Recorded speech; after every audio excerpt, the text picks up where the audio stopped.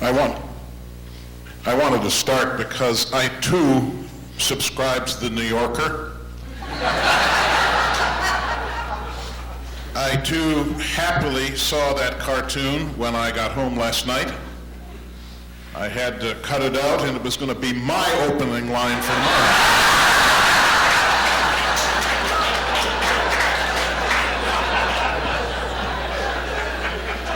So thank you, Rabbi Friedman.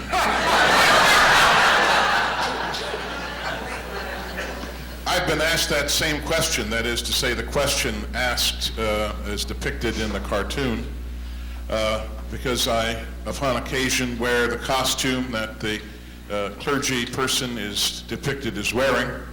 But it also reminds me of the days when I was in the newspaper business, or game as it were. I was for some years the religion editor of the Detroit Free Press. Some of you who live locally here would remember that. But whenever I went out to speak, I was almost invariably introduced as the religious editor of the Free Press. And I had to say, no, I'm not religious. And I'm not spiritual either. And Rabbi Friedman, I had the, and I have still, the lingering feeling that you could have said all that you said today without once using the word spiritual or the word spirituality.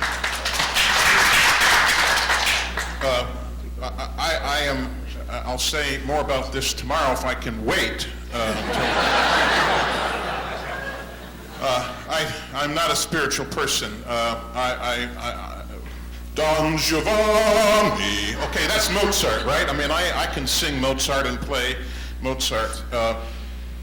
So I would like for you to say more about what you think natural spirituality is, and you used at one point the word soul, which also gives me the willies.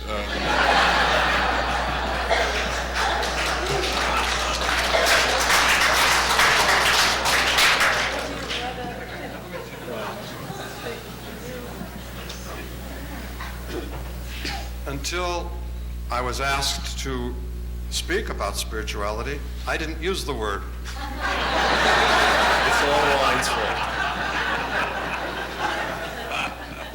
However, in thinking about how I could use the word, honestly, I did begin to realize that, as I mentioned, it can serve a useful purpose. That is, it can refer to aspects of ourselves which cannot be fully expressed scientifically. There, as I say, there is something about us. What would you call it? Personality, character? Okay, I'm willing to accept that. And by the way, the word soul, as far as I'm concerned, is a synonym for such words as the essence of a person, or the essential character and personality of a person. But I'm fully willing to dispense with the word, or even with the word spiritual, as long as we can otherwise understand one another. Thank you. Yosef Schumann. Oh, okay, thank you. I agree. I think to some degree it is a semantic issue in terms of how you represent that non-material component or expressiveness in the human character and personality and perception. I appreciated your analysis very much. I mean, my understanding is that you're defining spiritual in this way as the non-reductionist, as it were, element of the human being. That is that which is not simply reducible to its explicable, I shouldn't say explicable, but not totally reducible to its physical properties. As William James once said, you can discuss a Beethoven string quartet as the movement of a horse's hair across the gut of a cat. And you can give a physiological, but that misses the point. You're talking about the music, again, on the level of symbol and meaning as approaching the spiritual. I did like your analysis. I do have one question, though, and I'm wondering, I think there was a bit of a problem, and let me see how you express this. And this, again, is a nuance, but I think perhaps not an unimportant nuance. You equated at one point the human mind with the human will, and you said that human beings impose their values, including their aesthetic values, upon the world. In a certain sense, that's true, but I'm wondering whether that's the entire story. Take, for example, aesthetics. I agree that animals don't make moral choices, but on some level, we might say that animals make aesthetic choices, and those aesthetic choices are very often tagged, we might assume, to their reproductive needs. Certainly, there is a great deal of color in the universe, and animals that are ocular in their design, primarily where their ocular sense is the strongest, will gravitate towards certain colors and not other colors. They're making a type of aesthetic decision. It's not the way in which a human being would say. They're not saying to themselves, this is beautiful and this is not beautiful, I'll move. But there's something that impels them towards something that can be construed to be beautiful or more beautiful as opposed to not less beautiful. And that leads me to the question of whether when human beings impose their choices or their values upon the world, including aesthetic ones, whether the choices are made willy-nilly, or whether indeed there is something in human nature, as it were, that impels certain choices rather than others. That's different. I mean, you might say that different cultures and different individuals would have different senses of beauty, but all human beings have a sense of beauty. You might say that we make different moral judgments, but all of us, I think, have a sense of justice. That indeed those types of capacities seem to be endowed in us by nature prior to any specific choices that we may impose out of that capacity. So I'm wondering whether the mind, in a certain way, you see, I had a little bit of trouble equating the mind merely with the will, because I think there's an aspect of mind that is perhaps driven by aspects that indeed are prior to the human will and more deeply embedded in our natural or animal capacities as creatures of nature. And I'm wondering, by simply saying that beauty is in the eye of the beholder, or we impose our values upon nature, you're actually alienating the human being from nature more than is in the case. I'm wondering in some ways, and this is a speculative question, it's open to debate, whether in some ways our mind it gives us a clue to the nature of nature that transcends the mind itself. In other words, in many ways is the mind in some ways reflecting something that is greater than the mind, suggesting that we have a more of an organic connection with nature at a level that is precognitive, that is more instinctive, as it were, than your analysis might lead us to believe. Can I add to that? Because I wanted to raise something. So it would make sense for Dan to deal with both together, because I really wanted to raise a line that was basically following Joe's line. Let me recommend a book which you may know already by Steven Pinker, who is a genetic psychologist from MIT, called How the Mind Works. And it's a wonderful reference book on where scientific thinking at the moment is about the nature of the mind. And much of what Joe is saying really represents that kind of line. Problem one, you took the scientific view to be about matter, where more and more they talk about something called information. So that even the materialist scientists no longer talk about the world being made up of matter, because they all recognize that information is not material, is an entity of itself. And important to the understanding of the nature of the mind is understanding computer science. And when you go for materialistic models for how the mind works, it's not a question of the kind of material reductionism you're doing. It's a matter of looking at computer models. Now, here's the heart of the objection one step further. I don't know if this will be good news or bad news, but your position on the mind is very traditional Jewish. And what makes it traditional is you believe that there's something special about rational activity, and that what's special about rational activity uniquely defines a human being. Now, I can tell you that most genetic scientists and most people involved in the life sciences will not agree with you. I agree with you. But I'm not a genetic scientist. Are there any here?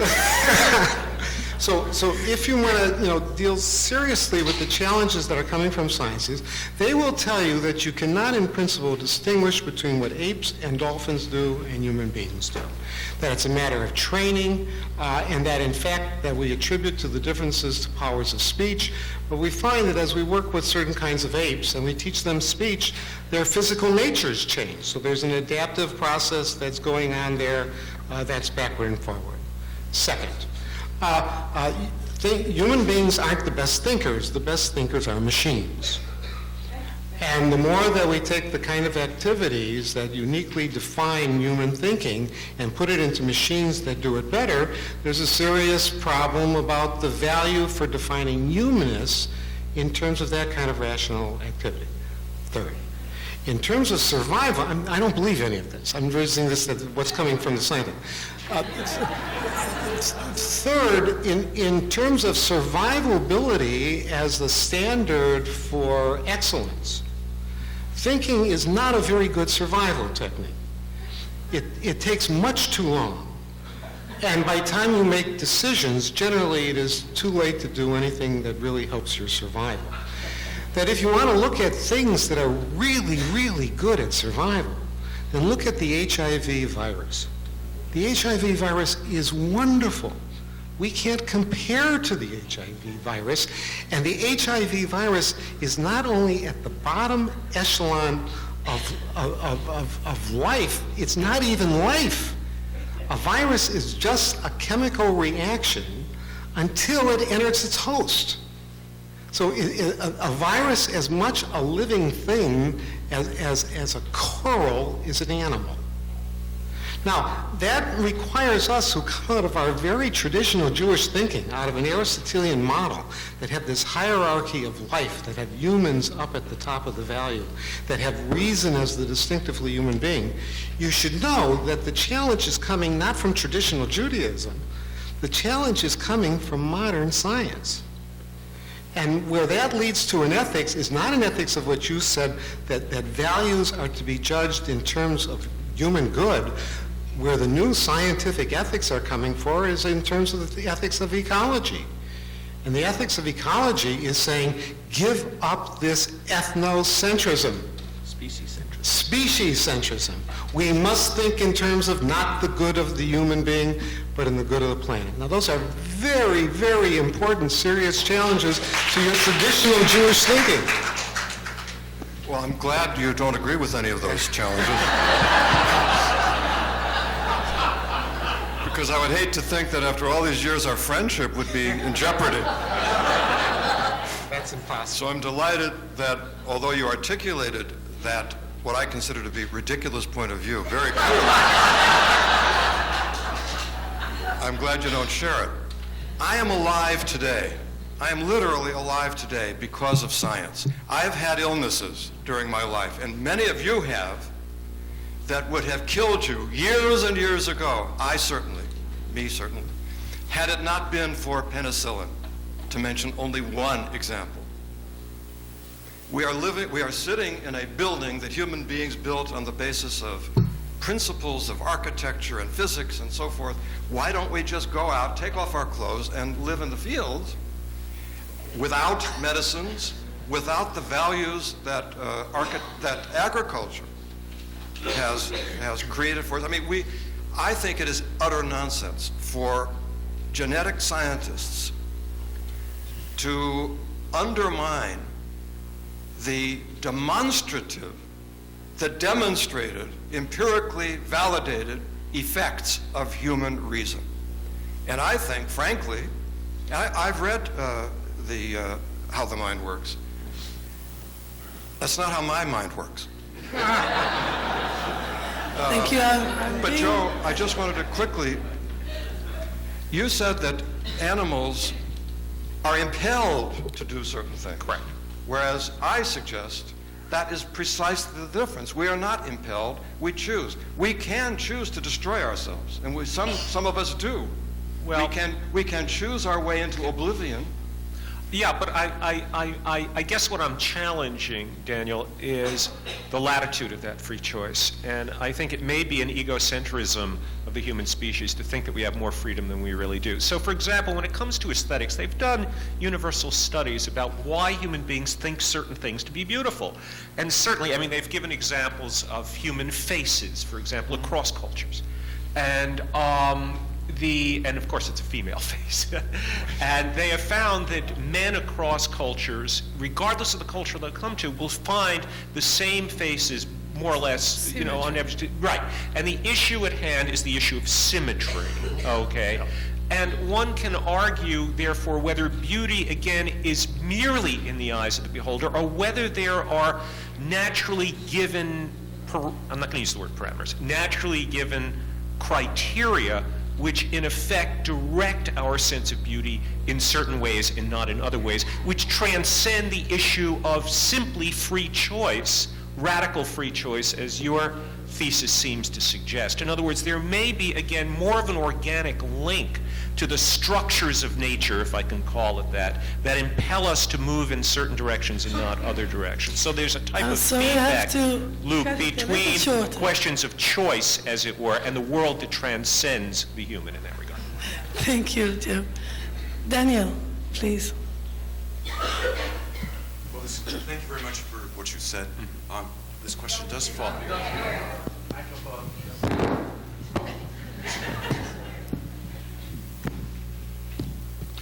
Thank you very much for your paper, which I very much enjoyed. Could I ask you about moral and aesthetic judgments? You don't want to ground those judgments in any kind of supernatural deity or some supernatural ground. But it sounds to me as though you do want to make moral judgments and aesthetic judgments which you think have objectivity. You're not a thoroughgoing relativist, I don't think. Why aren't you a thoroughgoing relativist? If it is the case, why aren't you a thoroughgoing relativist? In other words, why do you think that moral judgments and aesthetic judgments are objectively true, as I think you do? In what do you ground them? Certainly it is the case, if I can just make one more point, certainly it is the case that moral judgments are different in different societies, aesthetic judgments are different in different societies. So if you do think that aesthetic judgments and moral judgments have objectivity, in what are they grounded? I would ground them in the nature of, in our specific nature as human beings, which I tried to indicate is specific. It's very different from other forms of life. It is, for example, rational. That is, I'm not suggesting that there is a neat, very simple way to make distinctions between better and worse, or good and evil. It's not simple, but ultimately the standard, whatever we do come up with, the standard must be what is rooted in the most distinctively human characteristics, rather than those that are not distinctively human. Let me just turn the question around. Absent a supernatural grounding for values, aesthetic or moral, where do you derive your values? From where? Or how do you ground yours? Can I respond? Sure. Well, I wasn't talking about my view of values, which, because I wouldn't know how to answer that question. You see, I think that what I don't understand is how you can make, let's say, aesthetic adjustments. You say that X is aesthetically better than Y, and you mean by that, it's not just you, Daniel Friedman, who is making that judgment. You believe that there's some objectivity to the judgment that you make. Yeah. In other words, Mozart is inherently better aesthetically than another piece of music, a piece of Mozart's music.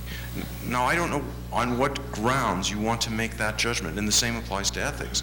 I don't see in what you're grounding these kinds of judgments, and why you're not a thoroughgoing relativist if you believe that all human values, all aesthetic and moral values are imposed on the world. If I take my hand and bang it on a piano, randomly, bang it on a piano, I am not utilizing, can you hear? Yes. I'm not utilizing what I've defined earlier or have identified earlier as my most distinctively human characteristics. I'm simply using my raw physical power to bang on the piano. And therefore, I'm distinguishing that sound from the sound that is the result of Mozart's genius. I suppose I couldn't demonstrate to everyone's satisfaction that one is superior to the other or better than the other, but I'm suggesting that those who accept those particular characteristics, which I'm defining as humanly distinctive, would accept Mozart as opposed to my banging as better music. Thank you, Sherwin. I also want to congratulate you on a very well thought out presentation. The mic. Oh, all right. I can raise my voice if you want. I also want to congratulate you on a very well thought out presentation. What I heard was that the human spiritual realm is an expression of the human spirit and all the decisions and choices that the human spirit makes. Is that true? You're under oath, remember?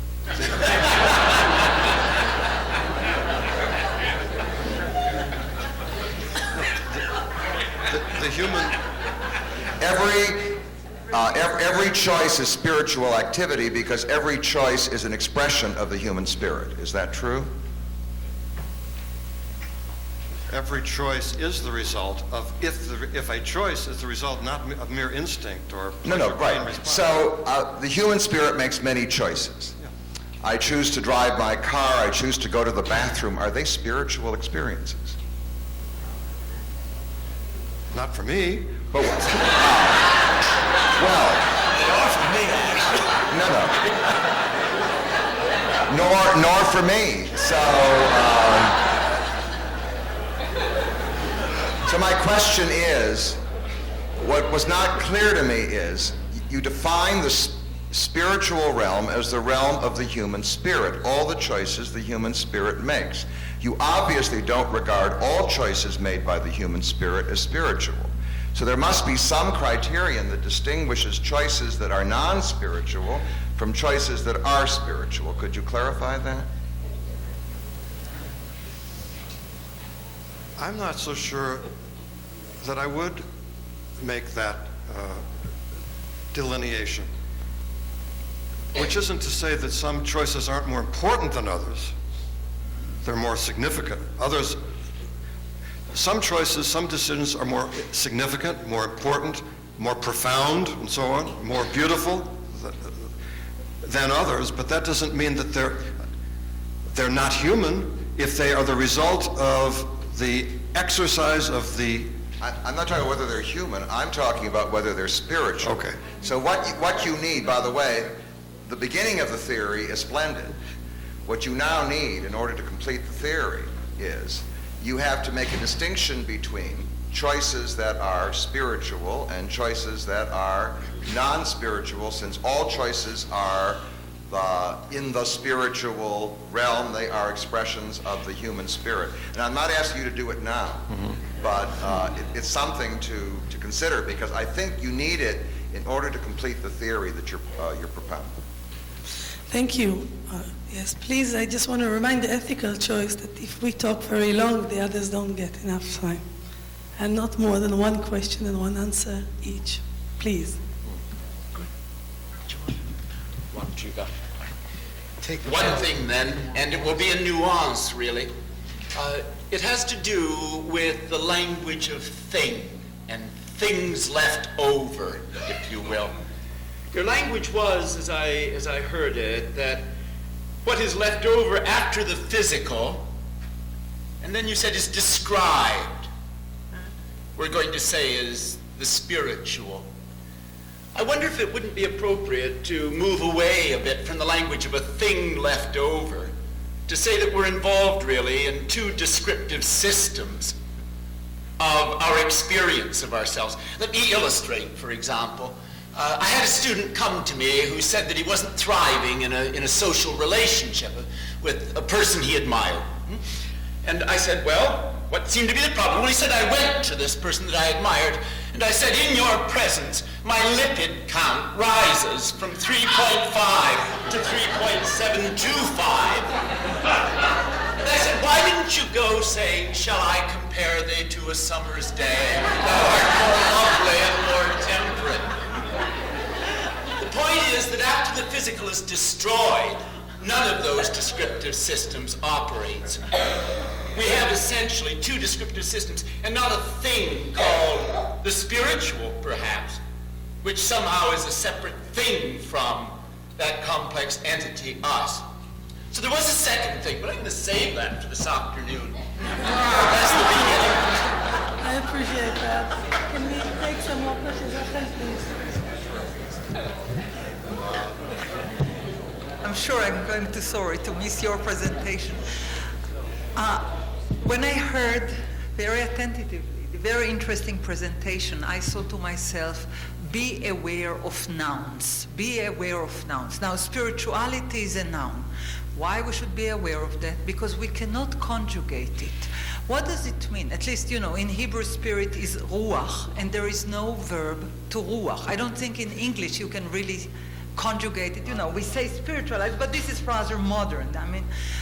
I don't think that nouns without a conjugation leave us very much opportunity, because as soon as we want to explain them, we need to reconjugate in one way or another. For instance, when we say truth, we cannot conjugate the word truth. We need to append another word or verb to it. So the most important nouns are the unconjugated ones, and as soon as we try to use them, we need to re-explain or rewrite or reconsider or offer some significance to them. When we talk about spirituality, what we have been doing for the last 2 days, as soon as we start to explain what is that we are talking about, immediately we are getting into those very interesting discourses, philosophy, physics, words, semiotics. We are all over the place, and now we heard from Sherwin, what do you mean? Actually, your question was, are you equating spirituality with humanism? That was actually the nature of your question. Is everything that one does, any human action, is spiritual? And the answer was, not really. You'd rather be ambiguous about it. But why? Why we are ambiguous about it? Because we do know, whether philosophically or not, that there are two components. One is beyond our control, which we would call nature, and the other is within our control, which we would call letters and numbers, language and thinking. Spirituality is the meeting place between nature, which is beyond us, and spirit or language, which is within our capacity. What is the story of creation about? From the Genesis story of creation, we learn very well that nature is created and becoming accessible to us as soon as it has words and numbers. When we say Sunday, Monday, Tuesday, the first day, the second day, the third day, we learn to count. We learn to divide. We learn to distinct. We are becoming spiritualized in one way or another. So spirituality is applying language into matter, applying words, letters, counting into the natural chaos around us. So we appropriate by spirituality what is beyond us to one extent or another. So it's not the question how spiritual we are. It was very interesting that you asked how many of us would define ourselves as spiritual, and it was very interesting distinction. No one in the panel raised his hand, I think. Now think about it. And that's because probably we know the disparity between spiritual truth is and between where we are, maybe in one way or another. However, it is the yearning for something which is beyond us that makes us spiritual. Now, what is the nature of this beyond? Is that a fantastic musical note? Is that a great artistic expression? It is the disparity between where we are and between where we wish to be, that what makes us spiritual. Animals do not have this disparity. So spirituality is about this difference and the bridges that we make between nature to culture. And thank you very much for your presentation. We will have to end here, then, if you want to answer. And Mitchell. Yeah, Mitchell. She got instructions, I know, from Rabbi. I do have a comment to make. Fine. Fine, okay. I'm an easygoing guy. What a spirit! Well, the reason I was eager to get my comment in is because I feel very strongly on these issues, although I feel strongly on both sides of them. So I'm at war with myself on this. I think, where to begin? In my defense of the geneticists, I also have the critique of them. I think that, of course, as naturalists, we have to see all of us and everything we do, including what you have labeled our spiritual selves, as an outgrowth and, at least in theory, explainable somehow on natural processes. But I'm also sympathetic with your view that it's unclear whether we'll ever get those explanations. I'm also sympathetic with the idea that there may not be any bridge laws between those two descriptions, so we may be stuck with them as two realms of reality, rooted in the same reality, nonetheless never reducible one to the other. And I also think that this bit about the uniqueness of humans, true, we can find we're on a continuum with the animals, but that doesn't mean that we may not be on such a different place of the continuum that it is ridiculous. You know, I can fly like an eagle, only not quite as far. I go around 3 feet when I flap my wings, and they go a few miles. But I can fly, they can fly. It's just a matter of degree. Degree counts. And human beings are at such a different degree than other animals, even though it may be the same processes that have eventually gotten us there.